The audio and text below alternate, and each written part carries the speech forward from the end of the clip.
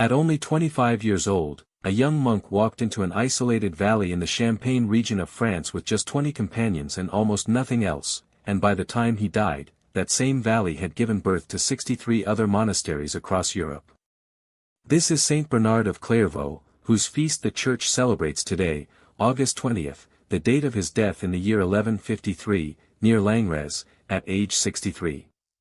Born in 1090 at the castle of Fontaine-les-Dijon, in Burgundy, France, into a noble family, Bernard entered the still young and small abbey of Citeaux in 1113, and tradition says he brought with him about 30 relatives and friends he had personally persuaded to embrace monastic life, including 5 of his own brothers.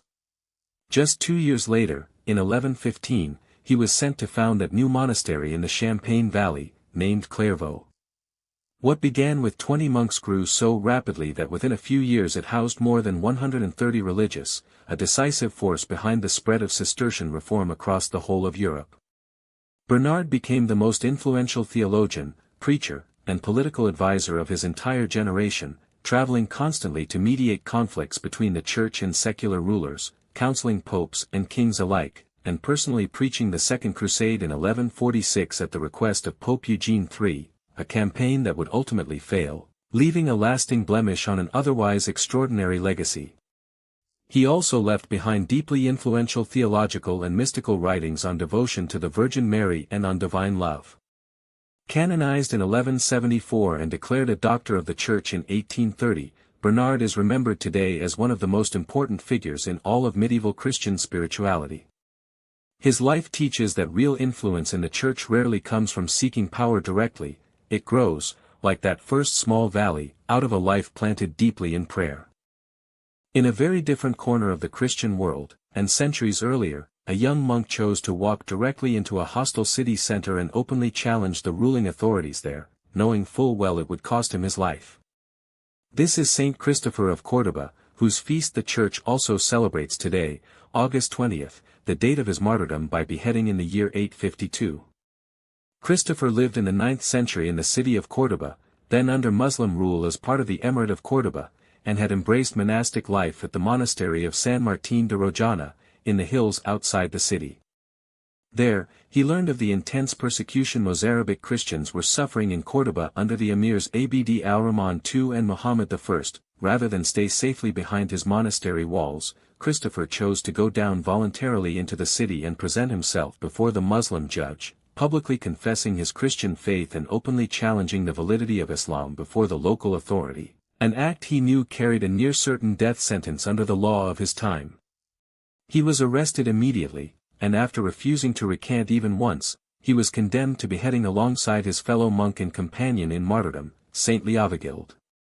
His story survives today because it was carefully recorded by the Cordoban priest Eulogius of Córdoba, himself a future martyr, who documented the execution of 48 Mozarabic Christians between 850 and 859, in a wave of voluntary martyrdom that openly defied the Islamic authorities of the city.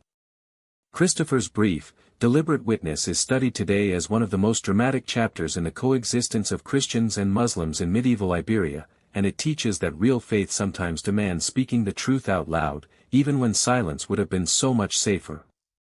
On this same day, centuries later still, in a city being devastated by one of the deadliest plagues in human history, a monk who had spent decades in quiet withdrawal chose to walk straight back into danger to care for the dying. This is Saint Bernard Tolomei, whose feast the Church also celebrates today, August 20th, the date of his death in the year 1348, in his native city of Siena, at age 76, a victim of the Black Death himself. Born Giovanni Tolomei on May 10, 1272, in Siena, Italy, into a noble family, Bernard was trained in philosophy, civil and canon law, and theology before withdrawing in 1313, at 41 years old, together with 2 other Sienese nobles, to a hermit's life at an isolated site called Ancona, later renamed Monte Oliveto. As more and more men were drawn to that small hermit community, it adopted the rule of Saint Benedict and grew into a new monastic congregation, the Olive-Tan monks, recognizable by the white habit they wore in honor of the purity of the Virgin Mary. Bernard became abbot in 1322, and the congregation received final papal approval in 1344, under Pope Clement VI. Then, in 1348, the Black Death struck Siena, killing possibly more than half the city's population within a few months. While so many fled or barricaded themselves away, Bernard chose to remain in the city, tending spiritually and physically to the sick and dying who had been abandoned out of sheer fear of contagion. That charity cost him his own life. He contracted the disease through his service and died shortly after, remembered ever since as a true martyr of Christian charity. Pope Benedict XVI canonized him on April 26, 2009, nearly 7 centuries after his death. Bernard's life teaches that real holiness sometimes means walking straight toward the very danger everyone else is fleeing. And with that, we close today's 3 saints.